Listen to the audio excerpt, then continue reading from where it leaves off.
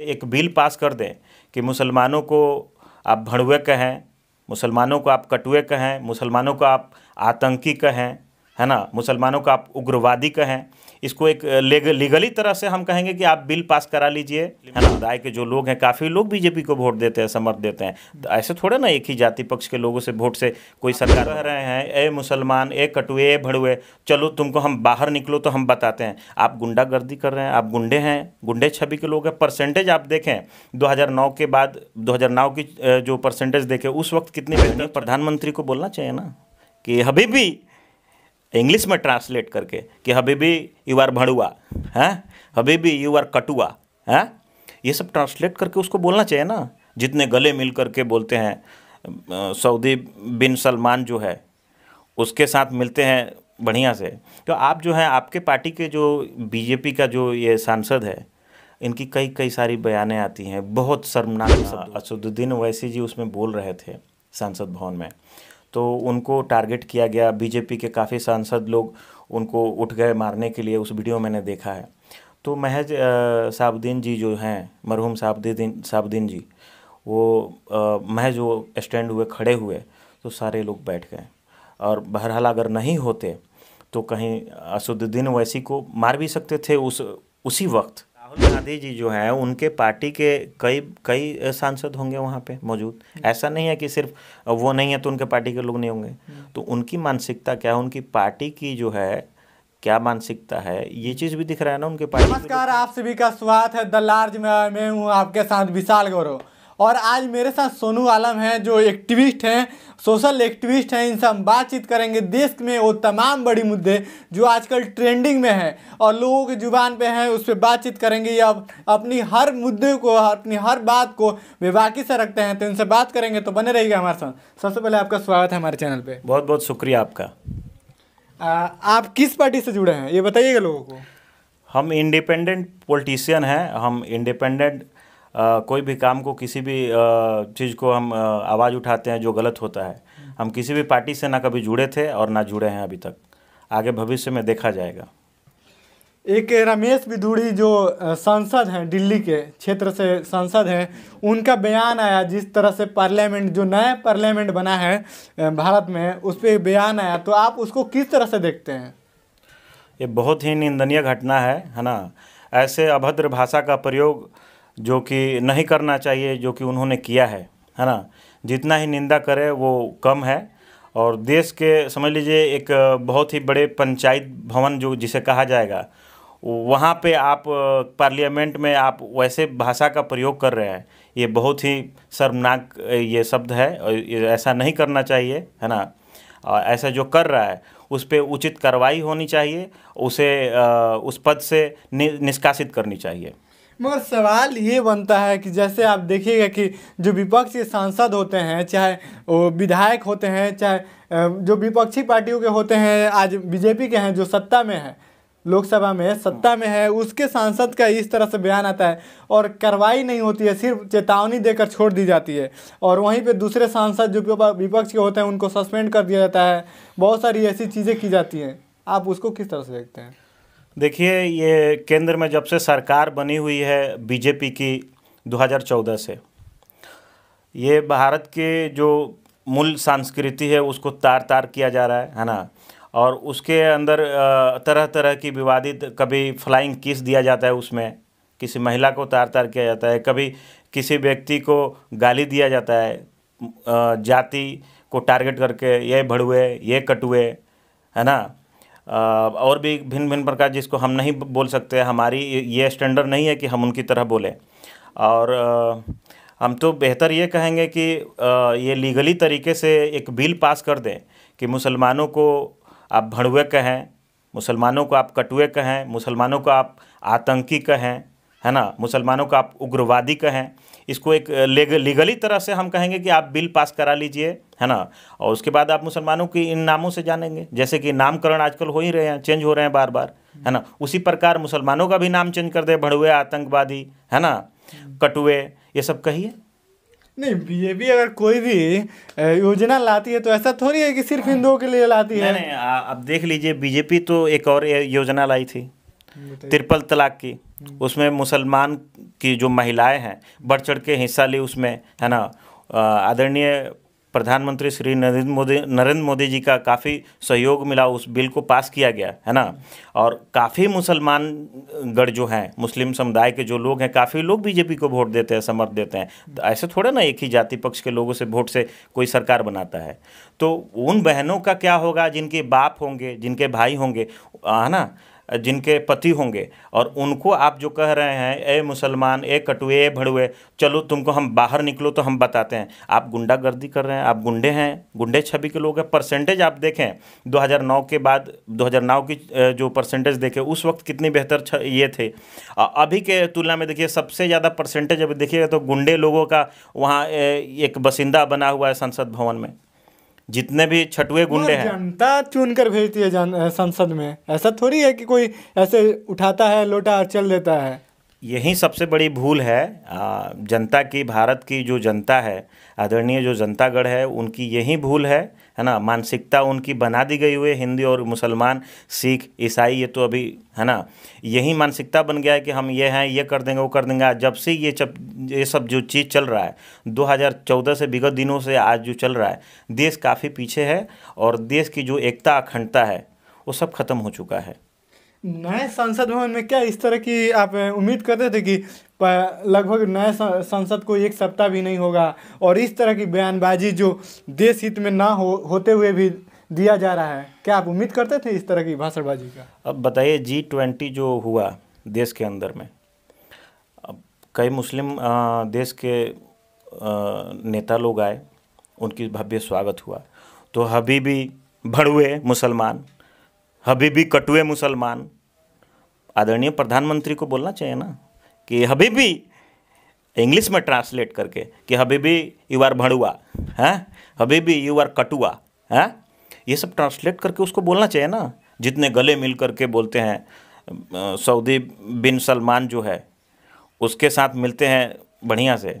तो आप जो हैं, आपके पार्टी के जो बीजेपी का जो ये सांसद है, इनकी कई सारी बयानें आती हैं, बहुत शर्मनाक शब्द होती है।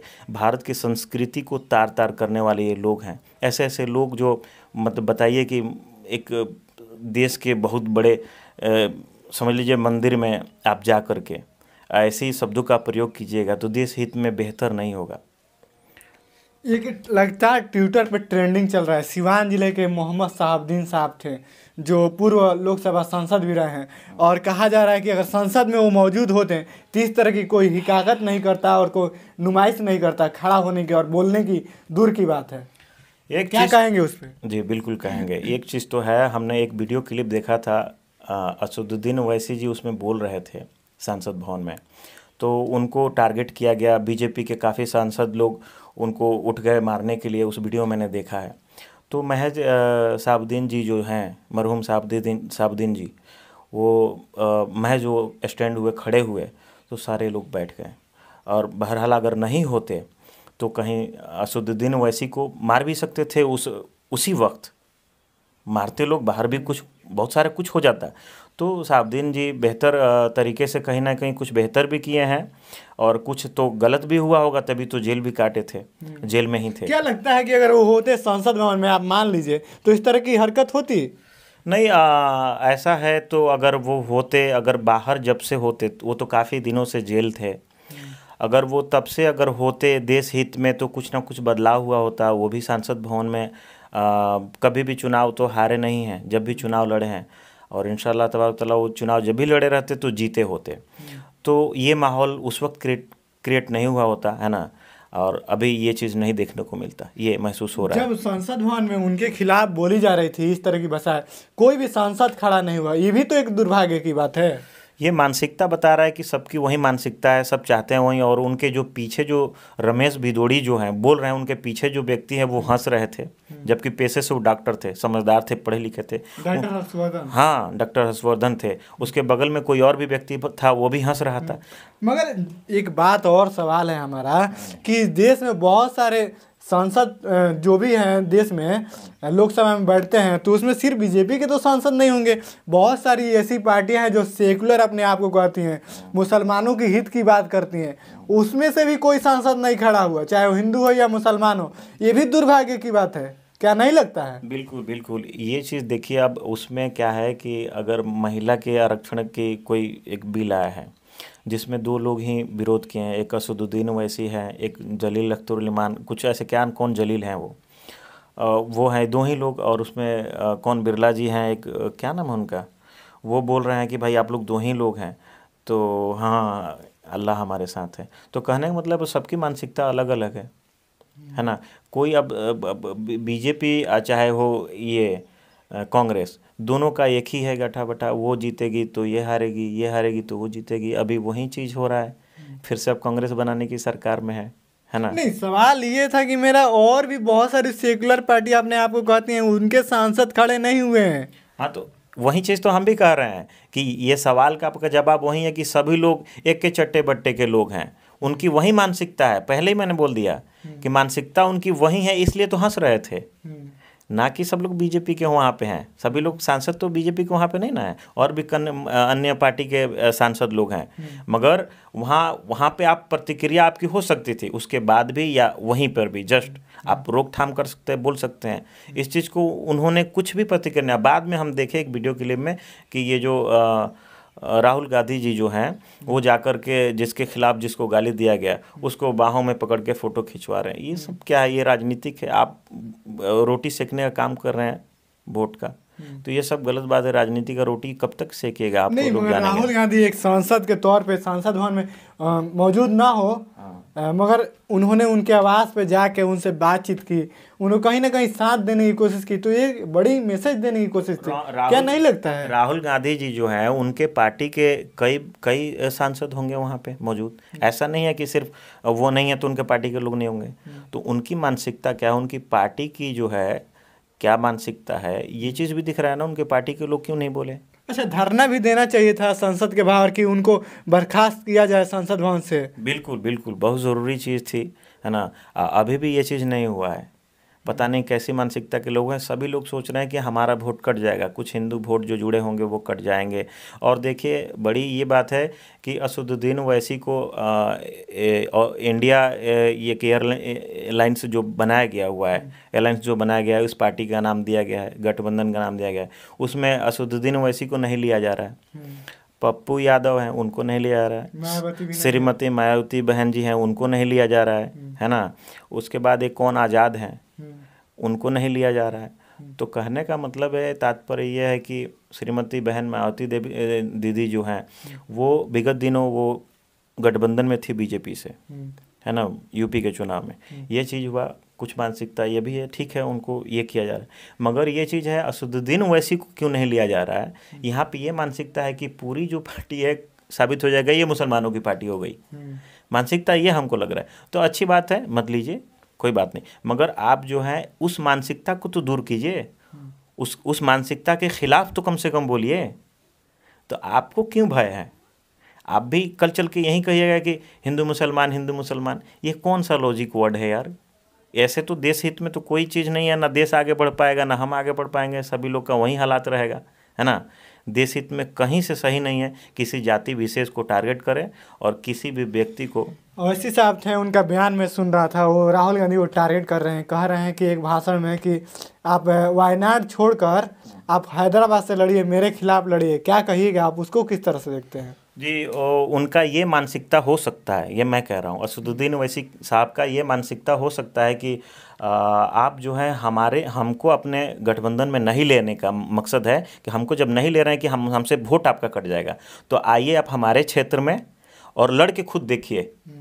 आप बीजेपी के खिलाफ जो लड़ रहे हैं, यहाँ से भी आप खुद को चुने जाएं और देख लें, है ना। तो यहाँ पे हमारा भी कैडर है, यहाँ की कोई मानसिकता नहीं है कि बीजेपी हराओ और देश बचाओ, ये सब चीज़ नहीं है। मोदी जी को तो भी चैलेंज कर सकते थे, मगर मोदी जी को नहीं किया। क्या वो बीजेपी से मिले हुए हैं? नहीं, बीजेपी से अब ये तो हम नहीं कह सकते वो बीजेपी से मिले हैं कि नहीं मिले हैं, हम कुछ इस चीज़ पे नहीं बोल सकते हैं। मगर ये चीज़ मानसिकता ये बोल रहा है कि वो लोग गठबंधन में नहीं लिए हैं उनको, इसलिए वो बोले होंगे, समझ रहे हैं ना। और बीजेपी की रही बात कि बीजेपी के तो वो 2014 से रेल रहे हैं, खुलेआम 2014 से रेल रहे हैं असदुद्दीन ओवैसी जी। बीजेपी को हमेशा नाम लेकर के बोलते हैं उनको। तो कहने का मतलब लेबल ही किसी चीज़ पे बोलिएगा, संविधान के दायरे में रह के। हमारे साथ सोनू जी थे, इनसे हमने बातचीत की और तमाम मुद्दे थे जो उस पर बातचीत करने की कोशिश की। किसी और मुद्दों पे किसी और दिन फिर मिलेंगे, फिर चर्चा होगी। और ये वीडियो कैसा लगा आप हमें कमेंट बॉक्स में दर्ज करें। अगर आपका भी कोई क्वेश्चन है और कोई प्रतिक्रिया है तो आप कमेंट बॉक्स में लिख सकते हैं, बेहिचक लिख सकते हैं। बहुत बहुत धन्यवाद।